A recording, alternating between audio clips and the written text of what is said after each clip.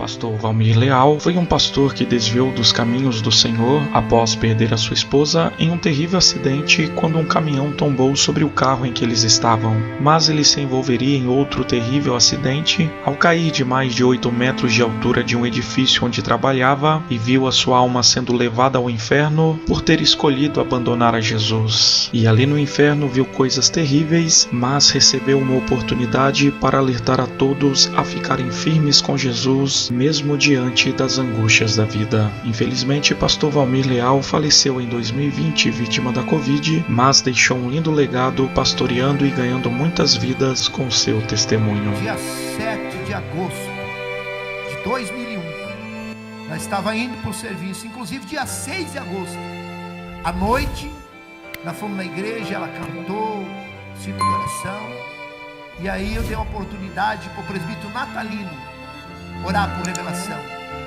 e ele disse assim: olha, Deus me mostra aqui 2 pessoas que Deus vai levar dessa igreja. Eu vi 2 anjos aqui, pegou 2 rosas e levou, e ele não sabia que uma era minha esposa e a outra era a filha única dele, irmãos. Dia 6 de agosto, nós chegamos em casa depois do culto. Se o irmão quiser pôr as fotos do acidente do carro aqui no telão, pode pôr, por gentileza. Inclusive eu até trouxe as fotos, o jornal também, do acidente. Se o irmão Cláudio puder pôr aqui, é Cláudio, né? Irmão Cláudio, puder pôr aqui no telão para os irmãos verem a maneira que ficou o carro. E aí, irmão, dia 6, ela falou que Deus ia levar ela e tudo, eu não acreditei. Achei que ela estava brincando, eu falei, para, porque volta e meia ela dizia, Deus me mostrou um relógio no céu, e a minha hora está chegando, para com isso. E dia 6 de agosto, ela falou até como é que ia ser o velório. Irmãos, dia 7, nós estávamos indo para o trabalho, e aí, ali no sinaleiro, vindo de São Marcos para São José dos Pinhais, inclusive tem ali o Banco Bradesco, fechou o sinal, eu estava parado, e aí, irmãos, nós saímos de casa com ela, passamos no ponto do ônibus, uma irmã estava no ponto do ônibus, trabalhava na mesma empresa com a minha esposa. Eu falei, vamos dar uma carona para a irmã Lore? Vamos, embarca aí, irmã. Ela embarcou no carro, irmão. Quando nós chegamos no sinaleiro, sinal fechado, paramos, vem um caminhão, irmãos, carregado de areia, 110 por hora, sem freio, e bateu no meu carro, levou nós 150 metros embaixo do caminhão, aí ele bateu contra um poste, meu carro saiu de baixo, e ele subiu em cima do poste, no barranco, e tombou em cima de nós, o caminhão carregado de areia, irmãos, 17 metros de areia, de recente tinha carregado o areal, pura água, e ficou o caminhão, despejou areia, o caminhão em cima da areia e nós embaixo. 1h30, matou minha esposa, matou a irmã que estava junto no carro. E ali, irmãos, eu consciente, engolindo areia, meu carro ficou todo esmagado. Não existe uma possibilidade de um ser humano ficar vivo. Eu não sei como Deus me deixou vivo. Foi 4 horas da manhã, foi 8h30 mais ou menos, foi um acidente. E foi 4 horas da manhã, o médico me deu alta, e eu vim para o velório. E ali, irmãos, ainda eu fiquei mais uns 3 meses na igreja.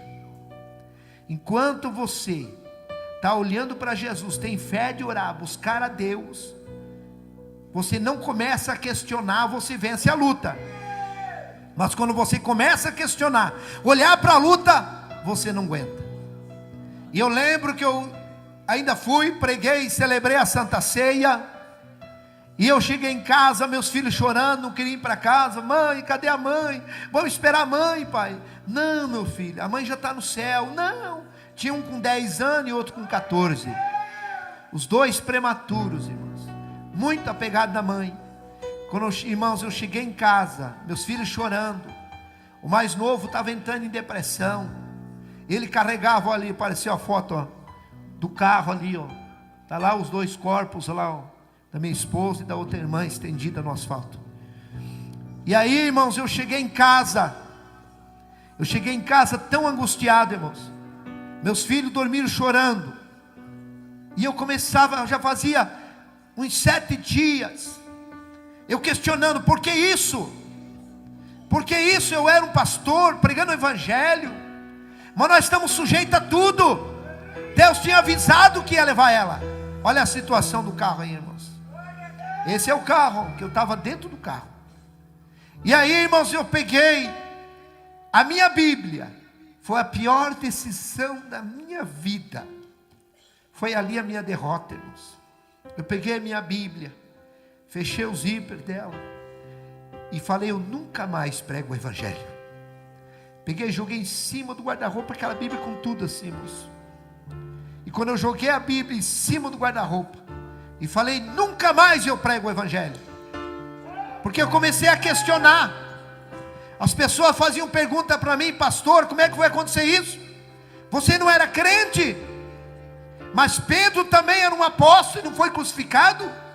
Tiago não era um apóstolo e não foi morto à espada? Nós estamos sujeitos a tudo, meus irmãos.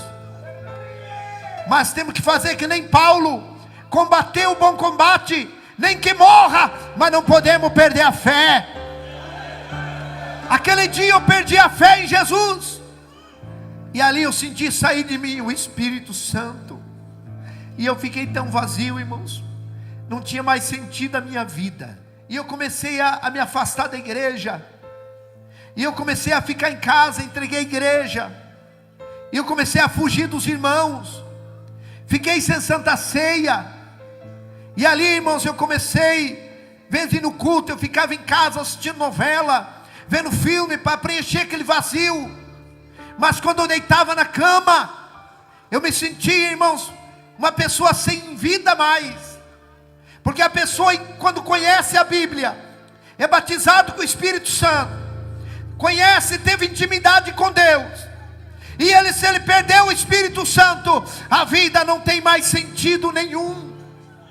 E depois de 9 meses e 3 dias do primeiro acidente, dia 10 de maio, irmãos, de 2002, nós estávamos tocando uma obra, o pastor lembra, Bingo, Palácio Centro. Ele não me conhecia.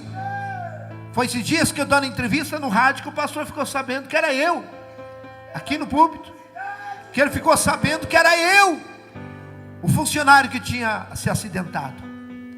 Dia 10 de maio de 2002, eu saindo de casa, Deus falou comigo ainda, irmãos. Por isso que Deus sempre avisa. Essa palavra, quando ouvi a voz do Senhor, não endureça o coração.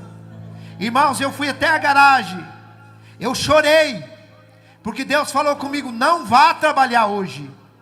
Eu fui até o carro, voltei até o carro, mas eu tinha 4 funcionários, e nós éramos 2 responsáveis por 52 funcionários. E ali, irmãos, eu falei, eu não posso, eu tenho que ir. E eu peguei meu carro e fui. Quando eu cheguei na obra, tinha um obreiro, que era um funcionário meu, o irmão Rubens. Esse irmão Rubens, ele era crente, dirigente de igreja. E ele veio e me abraçou e disse assim, pastor Valmir, volte para a igreja. Jesus está voltando a ser mortal, pastor. E eu falei ainda para ele, onde é que você vai pregar hoje? Ele falou, eu vou pregar na minha igreja. Ele dirigia uma igreja lá em Contenda. Eu falei, então hoje eu vou lá. Vou lá na tua igreja hoje, pegar o carro, os piá e vou lá. E vou reconciliar. Ele disse, então vai lá hoje. Mas para ele parar de falar. Eu não ia. Eu só falei aquilo só para ele parar de falar que Jesus ia vir. Irmãos, 11h30 da manhã, eu subi para ajudar em cima do telhado. Para ajudar, irmãos, os carpinteiros a cobrir ali aquele barracão. E ali, irmãos, eu ajudando um servente a levar uma telha. Eu não sei se não foi o diabo, irmãos, que fez aquilo. Ele numa ponta da telha, eu levando na outra, e deu um vento tão forte, que me desequilibrou. Eu estava sem cinto, não tinha cinto para mim, e aí eu desequilibrei em cima daquela tábua, e eu me obriguei a pisar na telha, essas telhas de 6 milímetros, e quando eu pisei na telha, a telha furou, ela quebrou. Quando afundou minha perna, eu gritei, meu Deus, eu vou morrer e eu estou desviado, porque eu sabia aonde eu ia cair. Ou era ferro de ponta, ou eram essas pedras de calçamento paralelepípedo, porque ali era um estacionamento. Nós ia fazendo os barracões, ia tirando as pedras e jogando em cima do concreto. E quando afundou minha perna, eu tentei me agarrar, não foi quebrando, eu vim 8,70 metros a 9 metros de altura. Eu caí, irmãos, de cabeça em cima daquele monte de pedra. Ainda eu levei as minhas mãos. Esse braço, irmão, é tudo platina. Ele ficou mais curto. Olha o tanto que ele é mais curto. Esse aqui também, irmãos, tem pino e platina. O meu joelho esquerdo, eu não tenho patela, é um pedacinho de ferro e pino. Pela medicina eu não podia andar. Eu mexo com a minha perna assim, estrala pino com pino. E eu caí e bati minha cabeça em cima daquelas pedras. Quebrou todo o meu crânio, irmãos. Deu traumatismo craniano. E ali quando eu caí no chão, ainda agonizando, eu tentei reconciliar. Já entrei em coma. E quando eu entrei em coma, que apagou tudo, eu comecei a ver uma neblina branca. Eu já estava morto ali. Eu vi uma neblina branca e comecei, eu falei, meu Deus, o que aconteceu comigo? Aí eu vi, irmãos, a morte vindo. Ela é idêntica a essas lesmas que tem na parede do banheiro, só que ela era do tamanho de um caminhão. Ela vinha voando assim, e eu já deduzi a morte. E eu gritei, morte não, eu não posso morrer, eu estou desviado. E ela veio e me engoliu. Quando ela me engoliu, irmão, eu saí do meu corpo. Eu saí do meu corpo, eu já estava só o espírito. E eu fiquei uns 4, 5 metros de altura. E eu vi o meu corpo caído no chão. Eu vi esse irmão Rubens que falou para mim, me acudindo ali, me socorrendo. E eu disse assim, irmão Rubens, me ajude a voltar para o meu corpo. Eu saí do meu corpo. Vida após a morte é tão normal, tão real como essa aqui, irmãos. A gente vê, é normal, é natural assim, é real igual aqui, ó.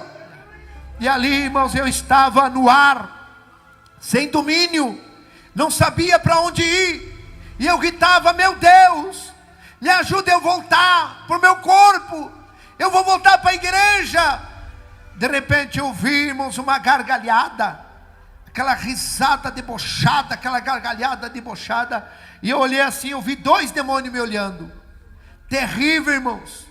Como fosse um cachorro, um cão assim, cabeça de cachorro, mão de pessoas, mas ele não tinha dedo, eles tinham garras. E eles falaram assim para mim, agora não tem mais jeito, agora você está morto. E começaram a dar aquelas gargalhadas. E eu gritava, não, eu sou crente, tentando enganar o diabo. Irmãos, e eles sem misericórdia me pegaram, me levaram para o lado esquerdo, para esse lado. E ali eles me levaram e me jogaram dentro de um poço, de um túnel assim, ó, pá, igual joga um lixo. Irmãos, vida após a morte é tão real, que eu dizia, não é verdade que eu morri. Eu vou me acordar, é um sonho, é um pesadelo. E quando eu acordar desse pesadelo, eu vou voltar para a igreja. Mas eu abri meu olho, eu vi, irmãos, a boca daquele poço, daquele túnel, ficando para cima e eu caindo. E eu gritava, pai, solte uma corda. Eu gritava para os meus filhos, solte uma corda, meus filhos, o pai caiu num buraco. Solte uma corda, pelo amor de Deus. Irmãos, vida após a morte, ela é real. Irmãos, e eu dizia, meu Deus, eu estou indo para o inferno. A minha esposa está no céu porque eu desviei. Irmãos, enquanto nós estamos vivos, nós muitas vezes defendemos nossos erros. Nós mesmo, até mesmo escondemos as coisas, negamos. Mas quando a pessoa morre, a gente fala o que está na consciência. E ali eu começava a dizer, falar minhas falhas, porque eu desviei. E uma pessoa que morre sem salvação, ele se sente o pior lixo.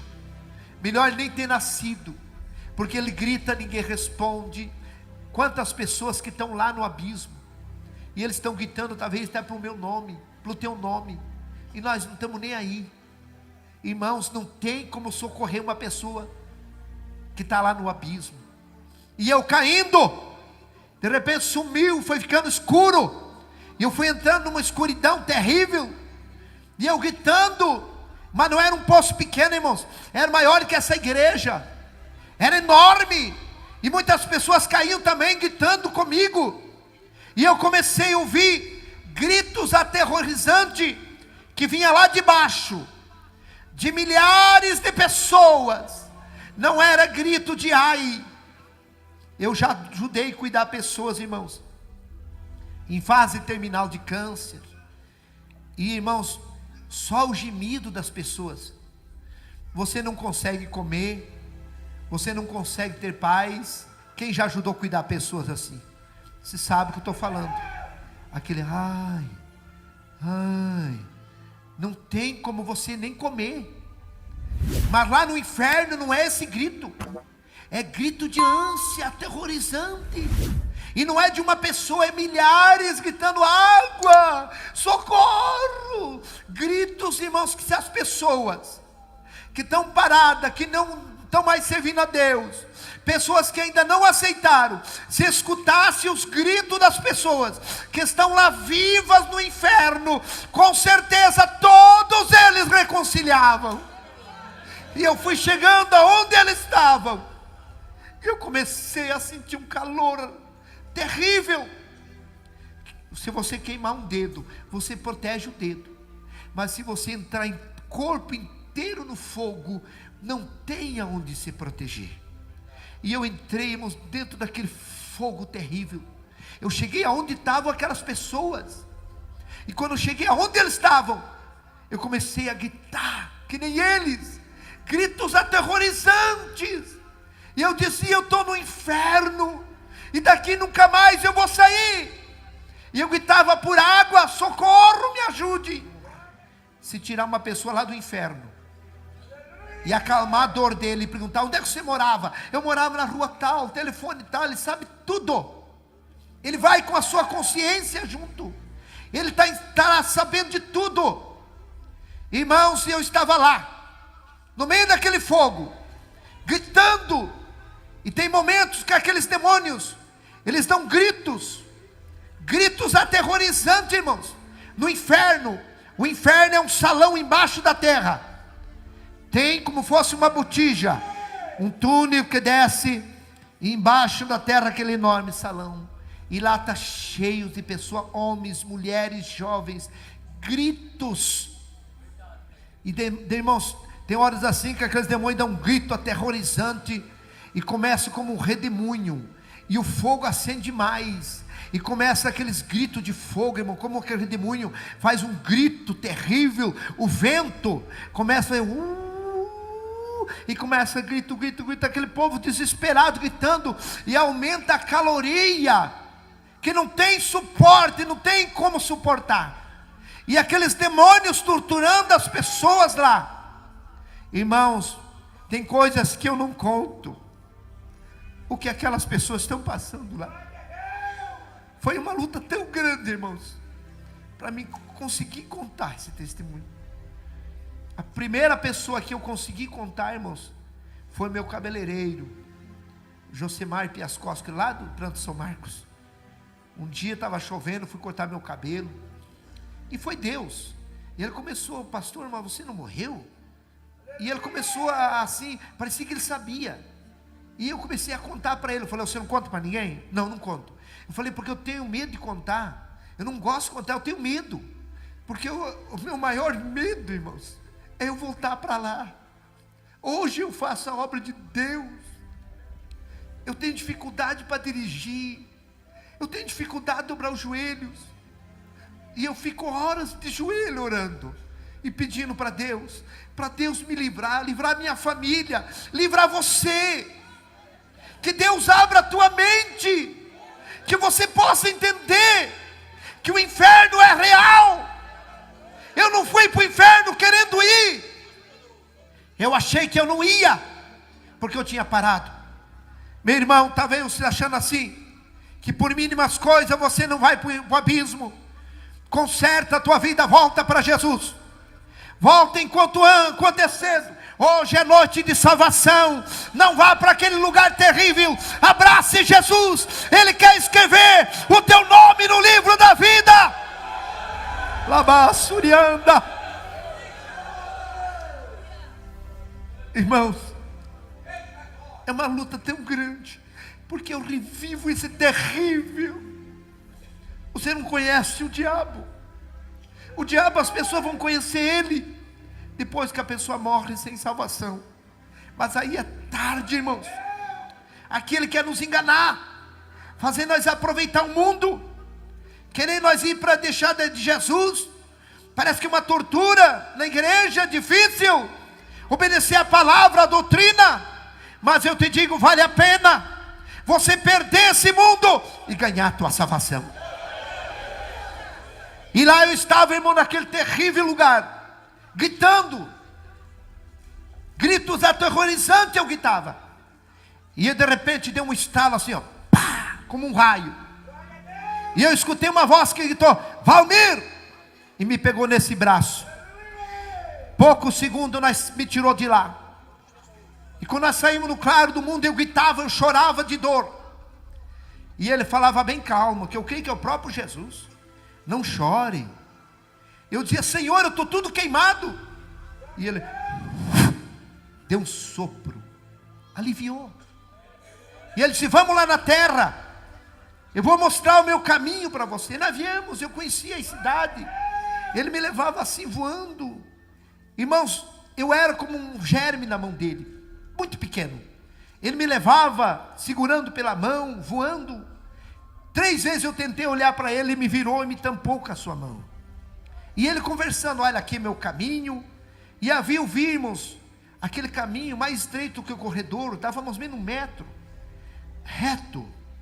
E ele era como fosse aterrado, para cá lama e água, para cá lama e água. Do lado direito do trilho, lama e água. Do lado esquerdo, aquela lama com água. Mas o caminho era reto, enxuto, como se tivesse aterrado ali. E ele disse, esse é meu caminho, quem for até o fim terá a vida eterna. Eu vi um irmão, vindo com a Bíblia, e ele passou por nós, angustiado, caminhando rápido, com aquela Bíblia abraçado. E o Senhor falou, está vendo meu filho? Ele está passando grandes lutas, mas ele vai até o fim. Você pode passar luta, você pode ter até decepções, mas não desista. Jesus acredita que você vai ir até o fim. Vi uma irmã com um bebezinho nos braços e puxando um menininho, ela chorando. Eu creio que é essas irmãs que levam a cruz sozinha, os filhos, vamos para a igreja, ninguém vai, mas ela vai com os filhos. E vinha aquela irmã também, passou e foi, chorando.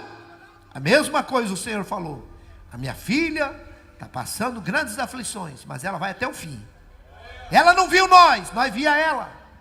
E ali vinha 2 jovens, um vinha falando mal, irmãos, do caminho de Jesus. Ah, isso aqui é ilusão. Ah, eu não quero ficar mais aqui. Ah, nós estamos perdendo de aproveitar a vida. E tinha um que escutava, irmãos, caminhando assim de costa, escutando, bem assim ele caminhava, escutando. E o outro falando. E esse que estava escutando, falou assim, ó, ah, eu vou sair do caminho, não vou ficar mais aqui. E ele decidiu, saiu naquela lama andando, e começou a ficar como fosse embriagado, como fosse um epilético, assim, uma epilepsia. E ele caiu. Quando ele caiu, ele ficou dormindo. Aí o outro começou a gritar, fulano, fulano, o que você está fazendo aí? Sai daí. Aí ele olhou para cá, olhou para lá, ah, eu também vou lá com ele. E a mesma coisa, também caiu dormindo naquele barro. Aí o Senhor Jesus disse, olhe, são as pessoas que saíram do meu caminho.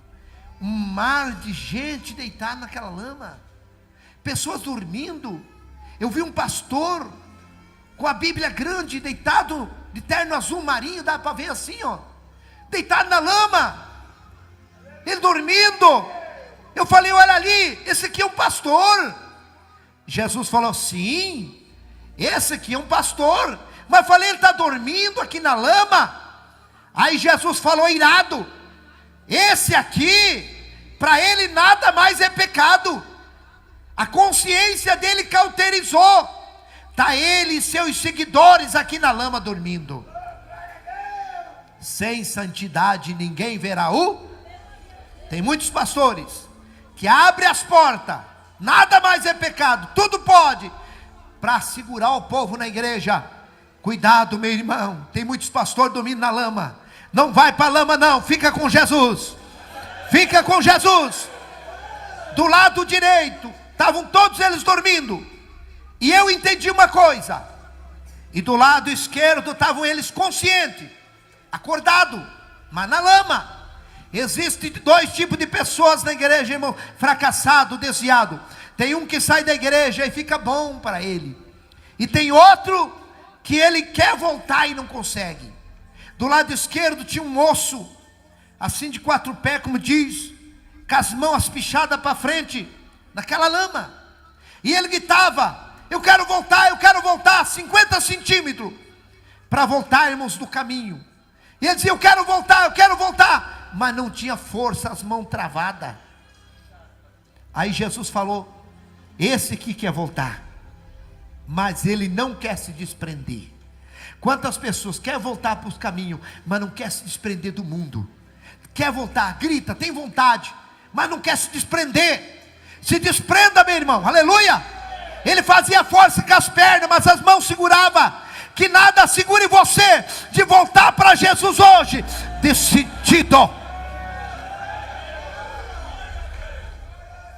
Tinha mais à frente um casal. Posso contar, irmão? Tem parte que é pesado. Posso contar? Quem concorda? Tem coisas, irmãos, que eu não posso nem contar, mas eu vou contar aqui. Tinha um casal na frente assim, irmãos, um rapaz e uma moça. Estavam seminus, só de roupa íntimas, como tivesse aquele namoro escandaloso. E eles pura ferida. Irmãos, Deus vê as pessoas tão de perto. Eu estava 2 metros longe deles, nós olhando eles assim, ó. Eu fiquei com vergonha do que eles estavam fazendo. E ali ela abraçou ele bem forte, beijando ele, e começou a cravar os dedos nas costas dele numa ferida. E ele empurrou ela assim, e ela tirou um pedaço de carne dele. E ele falou: vamos parar, eu não quero mais, chega. E ela fingindo de chorar, dizia: eu não vivo sem você, eu amo você. E ela reconquistou ele, abraçou ele assim, deu um sorriso, e começou a comer aquela carne dele. Eu falei: meu Deus, olha o que essa moça está fazendo. Jesus falou: essa aqui não é a mulher dele, eles estão em adultério. Chama, irmãos, aquelas feridas é a chaga do adultério. Quem entendeu, diga amém. Eu vou contar, como diz, pular um pedaço do meu testemunho, vou abreviar. Jesus me pôs de volta no caminho e disse assim: vai, filho. Eu comecei a chorar e dizer: não me solte, não, eu não quero voltar para aquele lugar. Aí Jesus me pegou pelos 2 braços e firmou e falou assim: ó, firma tuas pernas. Aí eu tive força, ele estendeu o braço e eu comecei a andar, acompanhando o braço dele, chorando. Eu desse tamanhinho, acompanhando aquele braço grande, aquele guarda-pó branco, aquela manga comprida. E eu tenho certeza, irmãos, que até hoje, se eu estou em pé andando, porque é a mão de Deus que tem me segurado. Quando eu vi, estava dentro da UTI, olhando onde estava meu corpo, e eu vi meu corpo, e eu, como uma sombra, voltei para o meu corpo. Mas, irmãos, quando eu voltei, irmãos, o dia que eles iam tirar os aparelhos e me sepultar, doutor Marcos, se ele for vivo, que Deus abençoe ele, pegou uma seringa e começou a furar meu pé. E eu mexi o pé. Ele disse: não, o rapaz está sentindo dor, ele não está morto não, ele está consciente. Foi o dia que voltei para o meu corpo. Irmãos, no outro dia eu saí de coma. Aí eles chamaram minha família, meu pai, disseram: olha, ele está consciente, ele saiu de coma, mas ele tem 3 coágulos, lado esquerdo paralisado, crânio quebrado, vai ter que fazer uma cirurgia muito perigosa. O senhor tem que assinar, autorizando, dificilmente ele escapar. O doutor chamou, o cirurgião chamou meu pai, lá no hospital, irmãos, evangélico, chamou meu pai de um lado e disse assim: não deixe operar teu filho, ele vai ser um conhecimento do corpo humano para os universitários, ele não tem chance. Meu pai falou: doutor, o que eu faço? Vai para casa, pede um tempo e volta daqui uns 15 dias. Talvez ele esteja até respirando sozinho. Assine um termo e leve ele para casa. Leve alguém orar por ele. Se ele morrer, vai morrer junto com os filhos. Dali 12 dias meu pai voltou lá, irmãos. Eu já estava respirando sozinho, mas eu não sentia nada do meu corpo. Eu não sentia a minha língua, eu não sentia o lado esquerdo. Parecia que eu tinha me cerrado. Eu não sentia nada. Meu pai assinou um termo, levou para casa. No 5º dia, irmãos, que eu estava em casa, morrendo novamente, eles batiam no liquidificador, ali o alimento, abria minha boca com um cabo de colher. Engole, pai, engole. Eu não conseguia, eu não sentia comida na minha boca. Eu estava, irmãos, eu chorava de fome e sede. Eu começava a gritar. Eles iam lá, irmãos, diziam: pai, o senhor está com fome? Fique quieto. Eu continuava gritando. Pai, o senhor quer ir no banheiro? Fique quieto, pare de gritar. Eu continuava gritando. O senhor está com dor? Continue gritando. Eu continuava. Eles me davam 80, 70 gotas de pirona e eu desmaiava. No 5º dia, irmãos, eu estava morrendo, entrando dentro de um freezer gerado. Já estava até aqui. E eu gritei muito fraco. Meus filhos não escutaram. E de repente eu vi os passos de uma pessoa que entrou no meu quarto. Entrou aquela luz forte. Foi o próprio Jesus que veio de novo me dar vida. E quando ele veio a par da minha cama, eu entendi: é Jesus que está aqui. E eu falei: Senhor, se o Senhor me der vida, eu vou levar a tua palavra onde o Senhor me mandar. E ele me deu um sopro. E eu comecei a sentir a minha língua, sentir meu corpo. E eu comecei a gritar. Meu pai veio lá. E aí eles trouxeram o alimento batido no liquidificador. Eu consegui engolir. Irmãos, dali 17 dias, eu comecei a andar sem muleta, para a glória de Deus.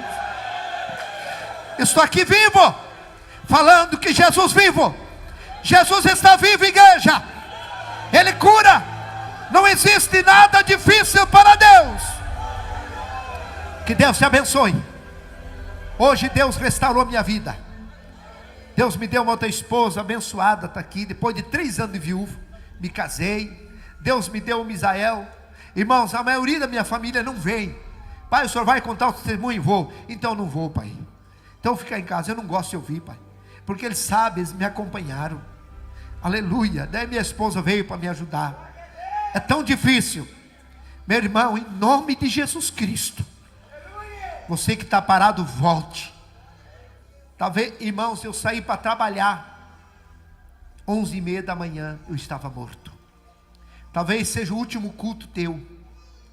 Talvez seja o último testemunho, que Deus não deixou você morrer, para você ouvir e saber que o inferno existe, e que Jesus quer te salvar, que Jesus quer te perdoar. Talvez o diabo tenha falado que você não tem perdão. É o diabo que fala na mente, porque na nossa mente é um campo de guerra. Aqui dentro ele trabalha, ele luta, mas também Deus trabalha e Deus luta. O diabo luta com a incredulidade, e Deus luta para nós crer, porque tudo é possível aquele que nele crê. Eu quero orar para Jesus curar. Aqui tem uma pessoa que tem um câncer no estômago, e Jesus vai te curar hoje. Aqui tem uma pessoa que tem um tumor no rim, eu vou orar e Jesus vai te curar. Aqui tem a irmã, inclusive a irmã Lúcia, lá do Venzópolis, está aqui, ó. Ela está aí. Fica em pé aí, irmã Lúcia. Cadê a irmã Lúcia? Está lá, ó. Ela é testemunha. Esse dia foi uma mulher, quinta-feira à tarde, com 16 nódulos no seio. E Jesus curou ela, chegou em casa, ela não tinha mais nenhum, para a glória de Deus. E esse mesmo Jesus curou aquela irmã católica. Ele vai te curar hoje. Ele vai alcançar o teu filho. Eu quero fazer uma oração para Deus libertar o teu filho. Eu quero fazer uma oração para Deus restaurar teu casamento. Deus tirou os traumas. Eu tinha trauma, medo de dirigir. Eu tinha medo de casar e perder. Eu tinha medo de ter filho e ficar órfão. Deus tirou todos os traumas. Deus restaurou a minha vida. Fique em pé. Veja essas e outras mensagens aqui no canal e continue sendo abençoado pela palavra de Deus.